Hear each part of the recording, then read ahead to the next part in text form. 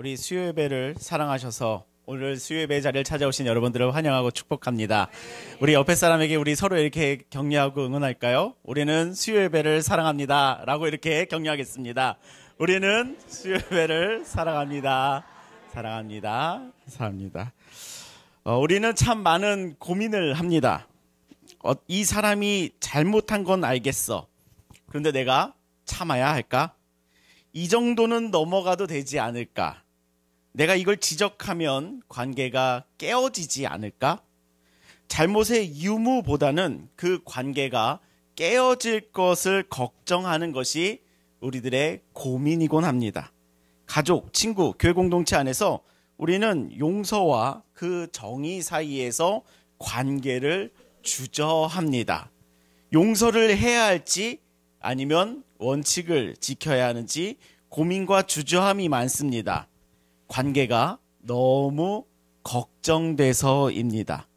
오늘 본문의 다윗을 보시면요, 정말 똑같은 고민을 하는 다윗의 마음을 보게 되실 것입니다.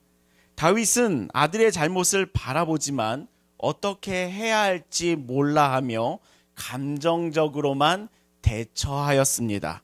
그 결과가 어떠하였는지 우리의 고민과 감정을 넘어서 믿음의 선택은 어떠한 것인지 말씀을 통해 함께 살펴보도록 하겠습니다. 14장을 시작하기 위해 13장의 37절과 38절의 말씀을 우리가 같이 읽어보도록 하겠습니다. 함께 읽겠습니다. 시작. 압살롬은 도망하여 그슬왕 암미올의 아들 달메에게로 갔고 다윗은 날마다 그의 아들로 말미암아 슬퍼하니라. 압살롬이 도망하여 그슬로 가서 거기서 산지 3년이라. 아멘. 압살롬은 그술 왕에게로 도망하였습니다. 그리고 다윗은 아들로 말미암아 슬퍼합니다. 대체 무슨 일이 이 다윗의 집 가운데 있었던 것일까요? 압살롬이 도망한 곳인 그술에 대해서 알기 위해서는 사무엘하 3장 3절의 말씀을 보셔야 합니다. 3장 3절의 말씀을 보면요, 둘째는 길랍이라 갈멜 사람 나발의 아내였던 아비가일의 소생이요, 셋째는 압살롬이라 그술 왕 달메의 딸 마아가의 아들이요 라고 하고 있습니다. 압살롬은 다윗이 그술 왕의 공주를 만나 낳은 딸이었습니다. 압살롬은 그술이라는 나라의 왕가의 피가 흐르던 것이지요. 즉 13장 말미에서 그술로 도망하였다는 것은, 압살롬이 그술로 도망하였다는 것은 자신의 외할아버지에게 그 외가로 도망하였다는 것입니다. 대체 무엇이 압살롬으로 하여금 외가로까지 도망하게 하였을까요? 우리는 사무엘하 11장으로부터 계속되는 다윗의 집 죄와 다윗의 집에 계속되고 있는 그 모습을, 죄의 모습을 몇 주간 바라보고 있습니다. 11장에서는 다윗이 밧세바를 범하였지요. 그 일로 그의 남편 우리아를 다윗은 불법한 일로, 불의한 방법으로 죽였고요. 하나님께서는 나단 선지자를 보내셔서 다윗을 정죄하시며 다윗의 집 가운데 칼이 떠나지 아니할 것이다 라고 예언하셨습니다.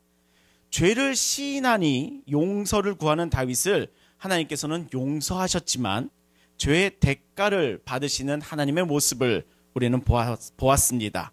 그리고 13장에서는 다윗의 집 가운데 벌어지는 또 다른 범죄의 사건이 일어나지요. 다윗의 아들 암논이 자신의 여동생 다말을 범한 사건입니다. 물론 암논과 다말은 어머니가 다릅니다. 그렇지만 암논은 다말을 범하는 데 있어서 다윗을, 그 아버지를 끌어들여 사용하였지요. 다말은 삶을 포기한 듯이 살아가는 처량한 처지가 되었고, 다말을 바라보며 분노하는 오빠인 압살롬은 조용히 입을 다물어 버렸습니다. 우리가 지난주에 본 말씀의 본문이 여기까지랍니다. 이 모든 과정에 있어서 아버지인 다윗은 아무런 조치를 취하지 않았고 그저 분노만 하는 감정만 가졌었습니다. 지난주 우리는 다윗이 암논에게 아무 말도 하지 못하는 그 이유를 자신도 똑같이 하나님 앞에서 성범죄를 저질렀기 때문이라고 살폈습니다. 이때 가장 상처 입은 딸인 다말과 가장 우라통이 터지고 있을 압살롬에게는 아버지가 부재인 상처가 되었습니다. 압살롬은 아버지를 찾아가 억울함을, 아버지에게 치리해 줄 것을, 암논을 처벌해 줄 것을 요구하지도 않았습니다. 오히려 입을 다무는 선택을 하였고 입을 딱 닫고 자신이 직접 움직일 계획을 하였습니다. 그리고 2년 동안 암논 살해 계획을 준비하였지요. 그리고 양털을 깎아야 하는 때에 압살롬은 다윗을 통해 왕자들의 동행을 허락받아서 왕자들을 데리고 성 밖으로 나갔습니다. 그리고 압살롬은 그곳에서 사람들을 동원하여 암논을 쳐 죽여버렸습니다. 그렇게 압살롬은 아버지가 되어주지 않는 다윗을 향하여서도 피 묻은 칼을 들기 시작하였고 자신의 여동생을 욕보인 암논을 처참하게 죽이고서는 자신의 외가인 그술로 도망한 것이었습니다. 다윗이 밧세바를 범하였을 때 칼이 집에서 떠나지 않을 것이다 라고 하는 나단 선지자의 그 예언이 계속되고 있는 다윗의 인생이랍니다. 다윗은 장자 암논을 잃고 슬퍼하였고 또한 떠나버린 암논에 대해서 그리워합니다. 승전하던 다윗의 삶 가운데 찾아온 죄로 인하여 그 가족 관계가 어긋나 버렸습니다. 죄는 무엇보다 관계를 어그려뜨립니다. 더구나 성범죄는 가족 관계조차도 무너뜨리지요. 그리고 어긋난 관계가 우리의 관계를 괴롭게 만듭니다. 어긋난 관계는 그 마음과 삶을 지옥으로 만들 만큼 강력합니다. 이러한 다윗의 마음을 들여다보고 있는 간교한 사람이 있으니 그가 바로 요압입니다. 요압 장군인데요. 그의 생각과 그의 계략을 한번 같이 보시겠습니다. 14장 1절에서 3절의 말씀이랍니다. 우리 요압의 생각을 같이 보시죠. 함께 읽겠습니다. 시작. 스루아의 아들 요압이 왕의 마음이 드고아에 사람을 보내 거기서 지혜로운 여인을 하나를 데려다가 그에게 이르되 청하건대 너는 상주가 된 것처럼 상복을 입고 기름을 바르지 말고 죽은 사람을 위하여 오래 슬퍼하는 여인같이 하고 왕께 들어가서 그에게 이러이러하게 말하라 하고 요압이 그의 입에 할 말을 넣어주니라. 이렇게 14장이 시작합니다. 요압은 다윗이 압살롬을 그리워하고 있다는 것을 알아챕니다. 그리고 요압은 다윗이 밧세바의 남편 우리야를 죽일 때에도 그 죄 가운데 동참하기도 한 너무나도 정치적인 위험한 군인이랍니다. 요압은 드고아에서 지혜로운 여인 하나를 데리고 옵니다. 여기서 지혜로운이라고 번역된 단어는 암논에게 다말을 범할 계략을 알려준 간교한 요나답 이야기도 동일하게 쓰인 단어랍니다. 요나답에게는 번역자가 간교하다라고 하는 해석을 붙였고 드고아에서 데려온 여인에게는 지혜로운 여인이다라고 해석을 붙였습니다. 그러나 우리가 생각하는 긍정적인 의미로서의 지혜로운 여자로 보기에는 좀 어렵습니다. 요압이 다윗의 마음을 흔드는 데에 사용되었기 때문입니다. 그녀가 얼마나 간교하게 다윗의 마음을 움직이는지 읽어보겠습니다. 4절에서 6절의 말씀입니다. 드고아 여인이 왕께 아랠 때에 얼굴을 땅에 대고 엎드려 이르되 왕이여 도우소서 하니 왕이 그에게 이르되 무슨 일이냐 하니라. 대답하되 나는 진정으로 과부이니이다. 남편은 죽고 이 여종에게 아들 둘이 있더니 그들이 들에서 싸우나 그들을 말리는 사람이 아무도 없으므로 한 아이가 다른 아이를 쳐 죽인지라 라고 하는 이야기를 꺼내듭니다. 이 여인에게 아들이 있었음을 아들이 서로 싸우다가 한 명이 죽였다라는 이야기를 합니다. 성경을 읽어오고 있는 우리는 이 여자가 암논과 압살롬의 이야기를 하려는 것 같다라고 하는 감이 오기를 시작합니다. 몇몇 분들은 고개를 끄덕이는 걸 보니 성경 읽기가 조금 섬세해지고 있는 것 같습니다. 그러나 우리는 깨닫고 있는데 이 상황에서도 다윗은 깨닫지를 못합니다. 7절을 보시면요.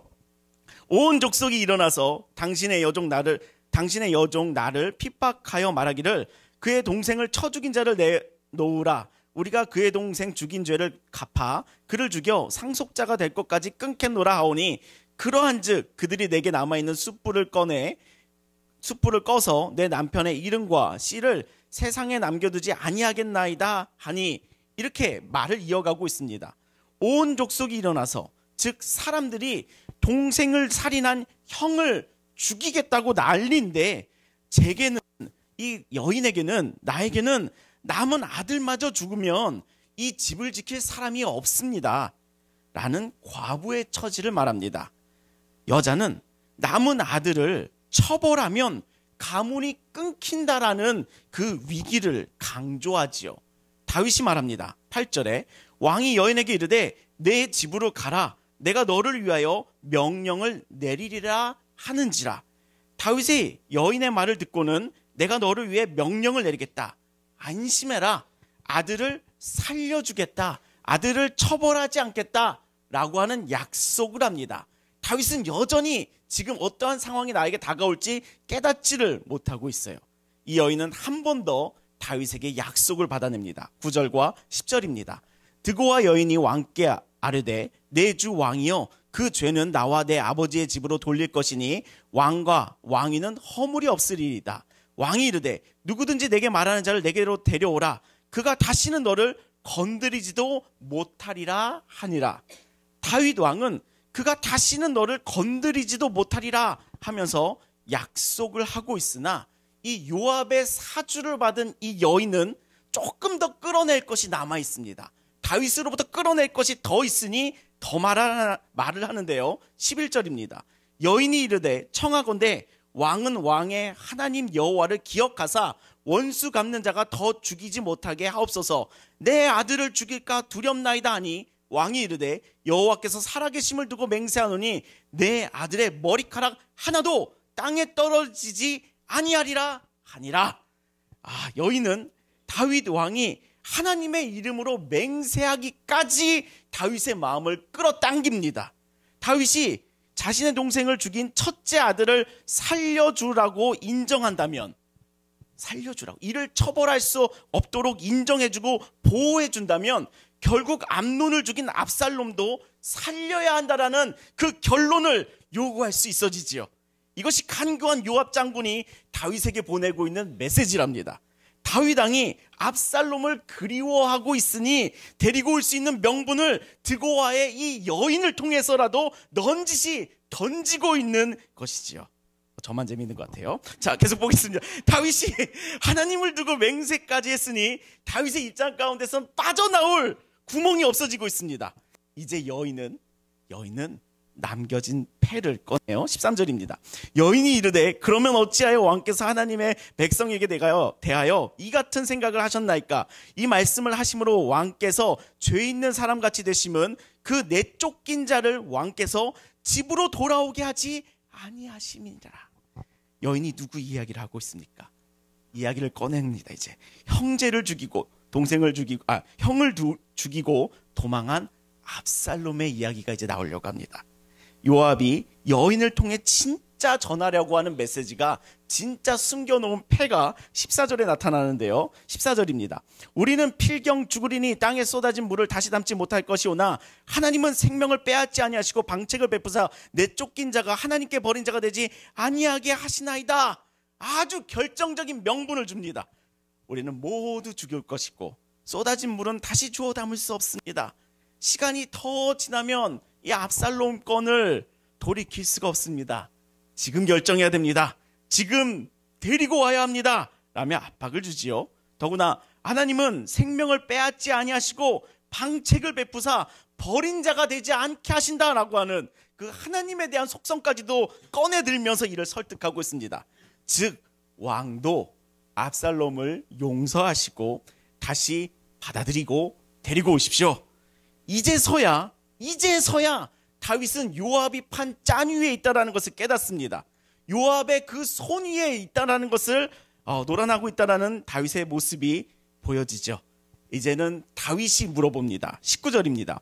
왕이 이르되 이 모든 일에 요압이 너와 함께하였느냐 하니 여인이 대답하여 이르되 내 주 왕의 살아계심을 두고 맹세하옵나이니 내 주 왕의 말씀을 좌로나 우로나 옮길 자가 없으리니 왕의 종 요압이 내게 명령하였고 그가 이 모든 말을 왕의 여종의 입에 넣어 주었사오니. 이 모든 이야기는 왕의 종 요압이 내 입에 넣어준 겁니다 하며 요압이 보낸 것을 인정하지요. 지금까지 이 여인의 이야기는 자신의 아들들이 싸우다 한 명이 죽었고 동생을 죽인 형을 사람들이 처벌하려고 하니 자신의 집에 대가 끊기는 것을 연민을 불러일으키어 법을 무시하고 정으로 판단하자, 감정으로 판단하자라는 다윗의 마음을 흔들어 놓습니다. 살인에 대해서 죄를 묻지 않고 동생을 죽인 것에 대한 죄는 덮어두고 아들이니까 법을 초월하여 압살롬을 이제 데리고 오자고 요압이 꾸민 이야기지요. 요압과 이 여인은 사람의 그 감동적인 스토리로 다윗이 하나님의 공의와 정의를 판단하지 않도록 만들었습니다. 결국 다윗은 자신이 왕으로서 내뱉은 말이 있기에 공의와 정의의 하나님은 무시된 채 그저 감정으로, 연민으로 내려진 판단을 해야 하는 처지가 되었습니다. 21절 왕이 요압에게 이르되 내가 이 일을 허락하였으니 가서 청년 압살롬을 데려오라 하니라. 다윗은 결국 압살롬을 데리고 오라고 합니다. 다윗은 압살롬을 그리워하고 있기는 하였지만 압살롬을 다시고 데려온다는 것은 왕으로서 나라와 법에 관한 이슈가 있기 때문에 그냥 데리고 온다고 해결될 문제가 아니었습니다. 데리고 오면 처벌해야 되기 때문입니다. 또한 아버지와 아들의 관계에 있어서는 부담스러운 풀어야 할 관계의 문제가 있었습니다. 그것은 아버지와 아들로서의 화해와 용서랍니다. 다윗은 왕으로서 나라의 정의 가운데 처벌함으로 세워야 하는 공의가 있었고 아버지로서는 아들을 용서하고 아들과 화해하는 화해와 회복이라는 사랑이 있어야 하니 정말 풀기 어려운 쉽게 될 일이 아니었지요. 이러한 관계의 문제는 하나님의 도우심이 절실하답니다. 야곱도 형 에서에게로 돌아올 때 정말 필요로 하였던 것이 하나님의 도우심이었습니다. 그러나 이 모든 상황 속에서 다윗은 이 결정의 과정 가운데 하나님의 뜻을 구한 것은 생략되고 관계를 풀어갈 조심스럽고 섬세한 과정은 그 기도의 과정은 뛰어넘게 되었지요. 요압이 자신에게 내민 명분에 자기 스스로 넘어가 버린 꼴이 되어버렸으니 말입니다. 다윗은 용서와 화해하지 않은 채 그저 연민과 정으로 그 감정으로 압살롬을 데리고 오게 되었습니다. 이러한 다윗의 어찌하지 못한 그 마음의 흔들림이 담겨 있는 한 단어가 있으니 바로 청년 압살롬을 데려오라 라는 그 한마디랍니다. 내 아들 압살롬이 아니라 청년 압살롬이라고 하는 이 표현에서 다윗의 그 흔들리고 있는 그 마음을 느껴보시기 바랍니다. 청년 압살롬, 아들로서 받아들일 수가 없는 겁니다. 내 아들 압살롬이라고 불려지지 못하는, 입에 담아지지 않는 아버지이자 왕인 다윗의 그 마음의 갈등이 이 안에 절절하게 녹아 있습니다. 그런데 한 말이 있으니 데리고 와야 되는 겁니다. 그러니 압살롬을 데리고 오지만 다윗은 어찌하겠습니까? 23절, 24절 우리 같이 읽어보겠습니다. 시작. 요압이 일어나 그술로 가서 왕이 이르되 그를 그의 집으로 물러가게 하여 내 얼굴을 볼 수 없게 하라 하매 압살롬이 자기 집으로 돌아가고 왕의 얼굴을 보지 못하니라. 다윗은 압살롬을 데리고 오긴 하였지만 얼굴을 보지 못합니다. 얼굴을 볼 그 용기가 없지요. 아들인 압살롬의 입장에서는 일말의 희망이라도 있지 않았을까 싶습니다. 사실 암논이 치명적인 잘못을 한 것이고 오히려 자기에게는 정당함이 있으니 살인에 대한 처벌은 받을 것은 받고 아버지와의 그 관계는 다시 회복하고 싶다라는 그 심정이 있었을 것입니다. 아버지가 부르시니 이제 속 시원한 관계로 나아갈 여지가 생기지 않을까? 그런 기대를 가지고 왔을 테지만 24절, 다윗은 그를 보지 않습니다. 이 과정 가운데 성경은 갑자기 압살롬의 외모에 관한 이야기를 합니다. 우리 25절과 26절 한번 같이 읽어볼까요? 시작. 온 이스라엘 가운데에서 압살롬 같이 아름다움으로 크게 칭찬받는 자가 없었으니 그는 발바닥부터 정수리까지 흠이 없음이라. 그의 머리털이 무거움으로 연말마다 깎았으며 그의 머리털을 깎을 때에 그것을 달아본즉 그의 머리털이 저울로 200세겔이었더라. 압살롬이 갑자기 참 잘생겼다는 이야기를 합니다. 당시 미의 기준이 드러나는데요, 머리숱입니다. 풍성한 머리숱은 그의 잘생김이요, 외모요, 권력이었습니다. 그만큼 잘생기다는 이야기를 하는 건데, 그만큼 잘생긴 아들은 아버지가 보고 싶고 자랑하고 싶습니다. 저도 제 아들을 자랑하고 싶습니다. 저도 제 아들을 볼 때마다 어떻게 이렇게 잘생길 수가 있지? 라고 하면서 어디 가서 이야기하고 싶습니다. 보고 싶습니다. 그게 아버지로서의 마음인데 정말 어디 가서 자랑하고 싶게 잘생긴 아들을 아버지인 다윗은 보지 않는다. 보지 않는다라고 하는 그 다윗과 압살롬 사이의 그 감정의 고리를 이렇게 표현하고 있습니다. 28절 보시면요, 압살롬이 이태 동안 예루살렘에 있으되 왕의 얼굴을 보지 못하였으므로. 아버지가 불러서 왔는데 2년이나 만나주지를 않습니다. 이때 다윗에게 압살롬을 만나게 해주려고 공작까지 펼쳤던 이 요압은 왜 가만히 있었을까요? 너무나도 정치적인 요압은 딱 알아본 겁니다. 저 다윗의 마음에 연민과 정이 있지만, 보고 싶기는 하지만 이 압살롬과의 관계를 회복할 용기는 없구나. 공의를 실현할 그 힘은 없구나. 얼굴을 마주할 그 마음은, 그 힘은 없구나. 확인되니 요압도 압살롬에게서 바로 관심을 꺼버린 것이랍니다. 이 상황 속에서 압살롬의 마음은 얼마나 황폐해져 갔을까요? 이러지도 저러지도 않는 그 관계의 답답함은 사람의 마음을 황폐하게 하지요. 결국 압살롬은 선을 넘기 시작합니다. 압살롬이 요압의 밭에 불을 지르고 만 것입니다. 그제서야 요압은 압살롬을 만나 주었고 압살롬은 다윗 왕을 만나게 해달라고 요압에게 요청합니다. 32절의 후반부를 보시면요, 내가 만일 죄가 있으면 왕이 나를 죽이시는 것이 옳으니라 하는지라. 그 요압의 마음, 압살롬의 마음 가운데는 이제 이 지긋지긋한 관계를 이제는 해소하고 싶다.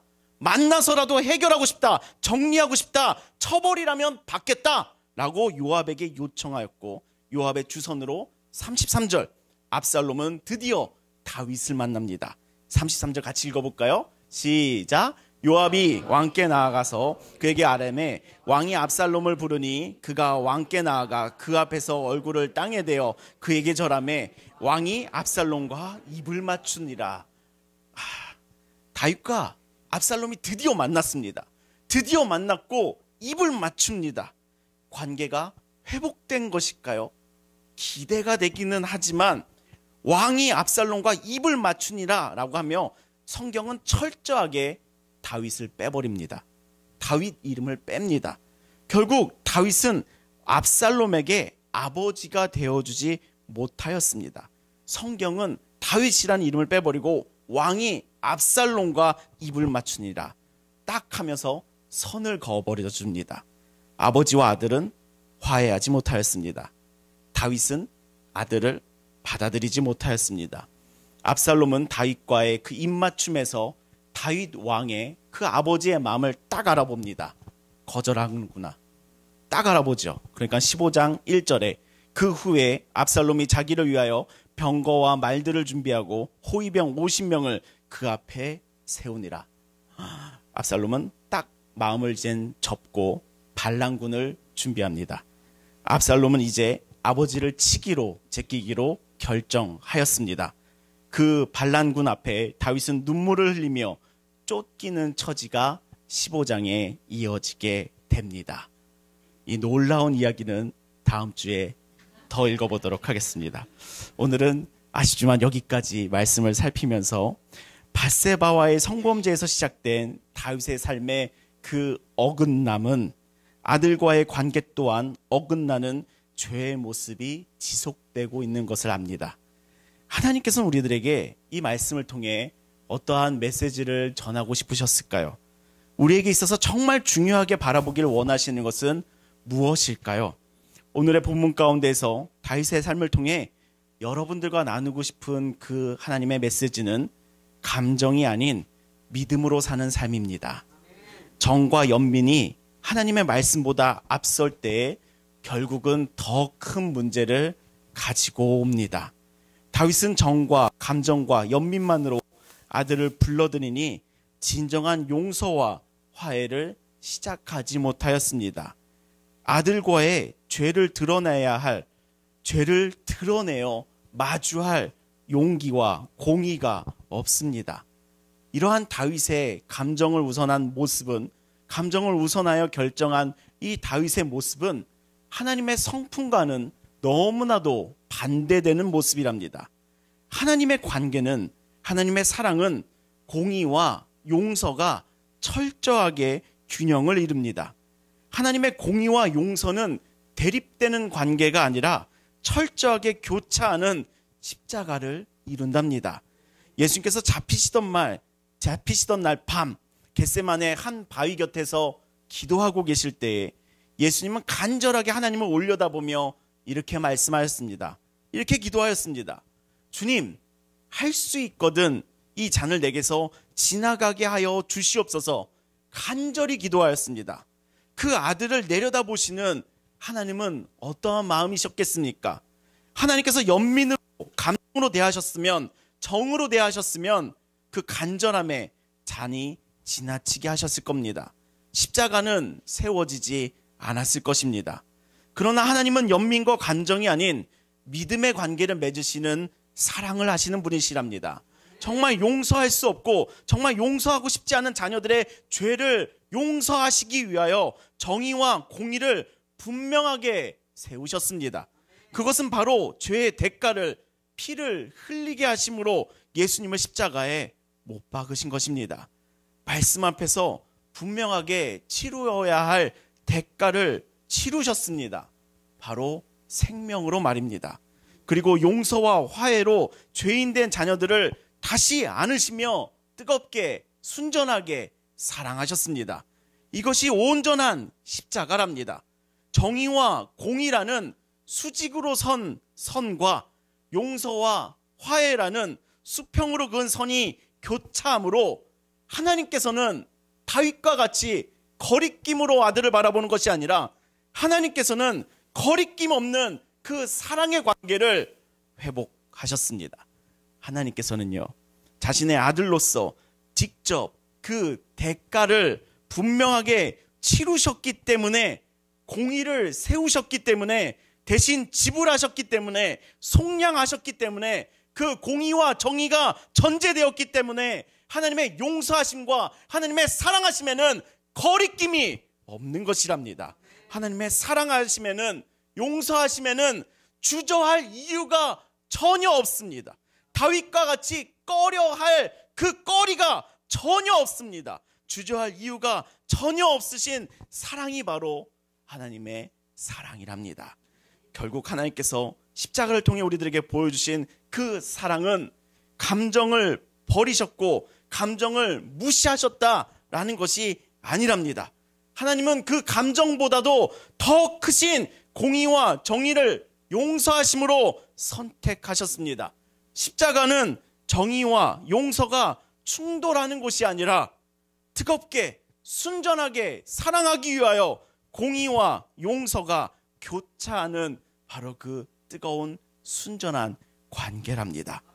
사무엘하 14장의 말씀을 통해 다윗의 모습과 하나님의 모습이 드러나고 있으니 정과 연민을 하나님의 말씀보다, 하나님의 사랑보다 앞세우지 마시기를 예수님의 이름으로 축복합니다.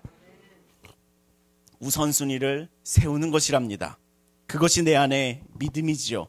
그렇게 이 말씀 앞에서 나는 내 감정과 하나님을 향한 믿음 가운데 무엇을 우선하고 있는지 살펴보시기 바랍니다. 가족과 공동체에서 감정 때문에 잘못된 것을 묵인하지 않는가 살펴보시기 바랍니다. 점검해 보시며 하나님의 말씀을 우선하며 하나님의 말씀을 따르는 것이 진정한 사랑임을 바라보시기를 예수님의 이름으로 축복합니다.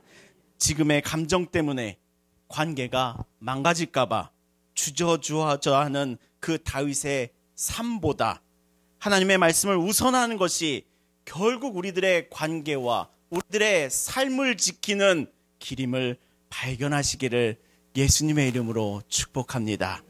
그렇기에 다음과 같은 삶의 모습으로 감정을 넘어서는 믿음의 삶을 믿음으로 사는 삶을 선택하시기를 예수님의 이름으로 축복합니다. 첫째, 다윗 가족과의 관계에서 감정을 넘어 믿음의 관계를 선택하시기를 예수님의 이름으로 축복합니다. 부모로서 자녀를 사랑하지만 사랑하는 관계일수록 하나님의 뜻을 기준 삼아야 합니다. 감정에 따라 용인하는 삶이 아닌 말씀에 따라 옳음과 그름이 있어 사랑으로 권면하는 복된 가정들 되시기를 예수님의 이름으로 축복합니다.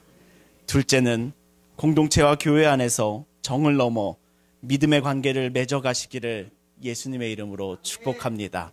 공동체 가운데 관계는 정으로 맺는 것이 아니라 믿음으로 맺는 것이랍니다.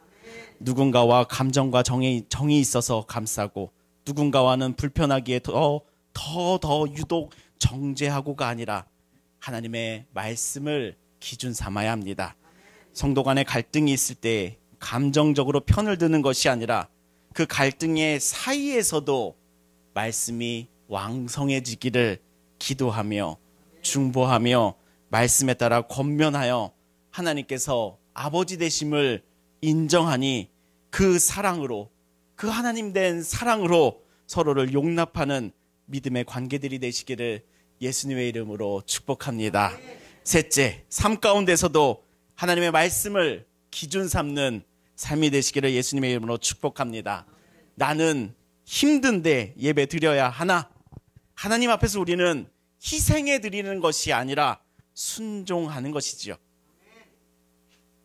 하나님은 우리들이 희생해서 드리는 것을 거저 받으시는 분이 아니십니다.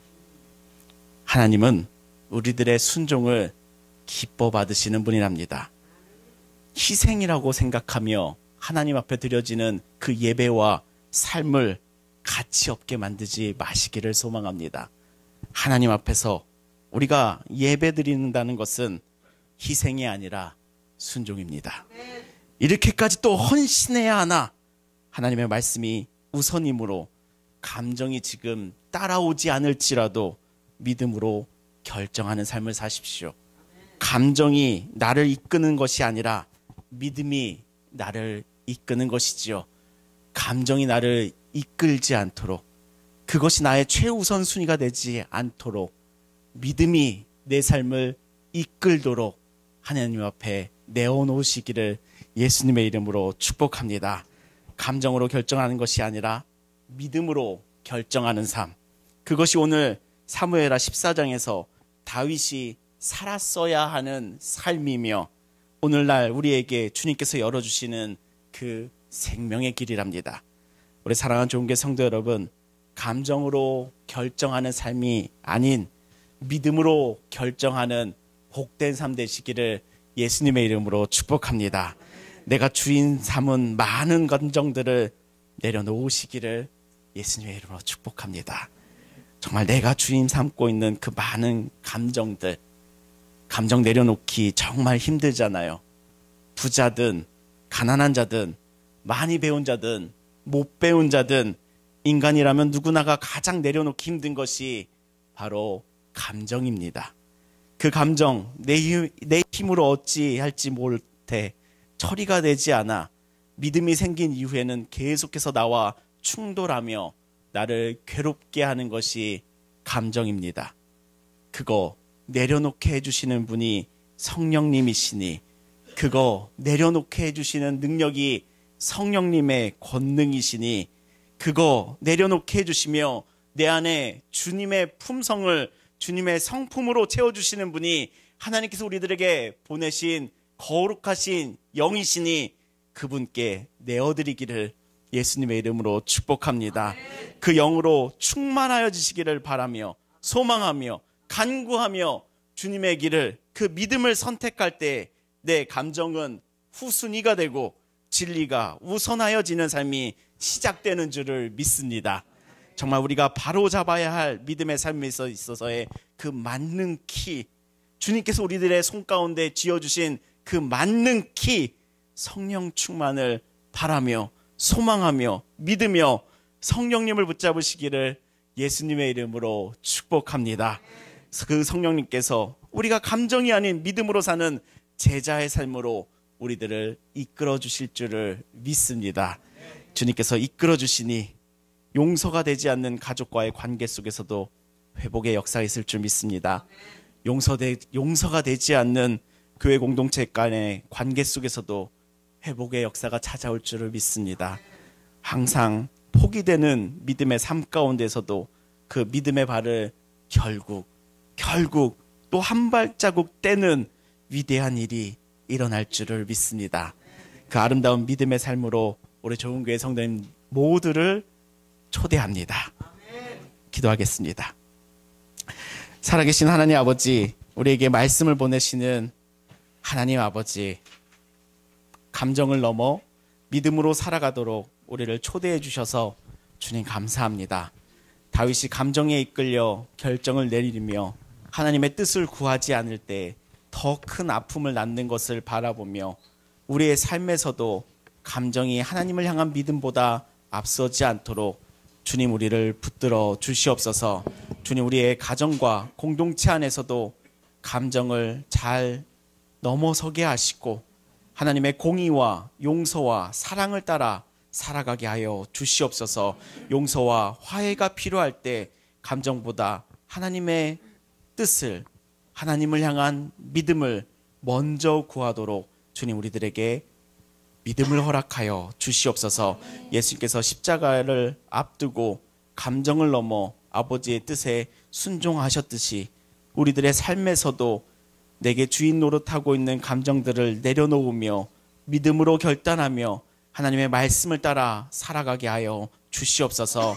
성령님 이 시간 우리를 충만케 하시고 기도하는 그 마음마다 그 삶의 깊은 위로와 아버지의 뜨거우신 그 사랑하심을 심어 주시옵소서.